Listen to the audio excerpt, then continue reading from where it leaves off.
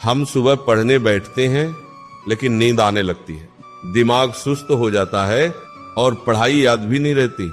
और यही वजह है कि कई लोग सुबह उठ तो जाते हैं लेकिन पढ़ाई आगे नहीं बढ़ पाती। सच बात तो यह है कि समस्या पढ़ाई में नहीं है, समस्या तरीके में है। जिस इंसान को पढ़ने का सही तरीका नहीं आता वह दिन भर पढ़कर भी उतना याद नहीं कर पाता जितना एक समझदार छात्र 2 घंटे में याद कर लेता है। सुबह का समय क्यों सबसे शक्तिशाली है?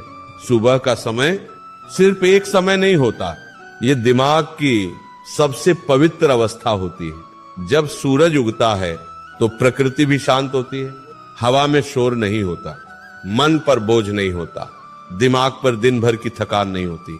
यही कारण है कि सुबह का समय ज्ञान ग्रहण करने का सबसे शक्तिशाली समय होता है। पुराने समय में विद्यार्थी सुबह ब्रह्म मुहूर्त में उठते थे। क्यों? क्योंकि उस समय दिमाग सबसे ज्यादा तेज होता है। पहली गलती जो छात्र करते हैं, बहुत से छात्र नींद से उठते ही सीधे किताब खोलकर बैठ जाते हैं। यही सबसे बड़ी गलती है, क्योंकि जब तुम अभी अभी नींद से उठे हो तब दिमाग पूरी तरह जागा नहीं होता, और जब दिमाग जागा नहीं होगा तो पढ़ाई कैसे याद होगी। इसीलिए सुबह पढ़ने से पहले सबसे जरूरी काम है अपने शरीर और दिमाग को जगाना। सुबह उठते ही क्या करना चाहिए? जब तुम सुबह उठो तो सबसे पहले अपने आप से कहो, आज का दिन मेरी जिंदगी बदल सकता। फिर बिस्तर से उठ जाओ, आलस मत करो। इसके बाद अपने चेहरे पर ठंडा पानी डालो।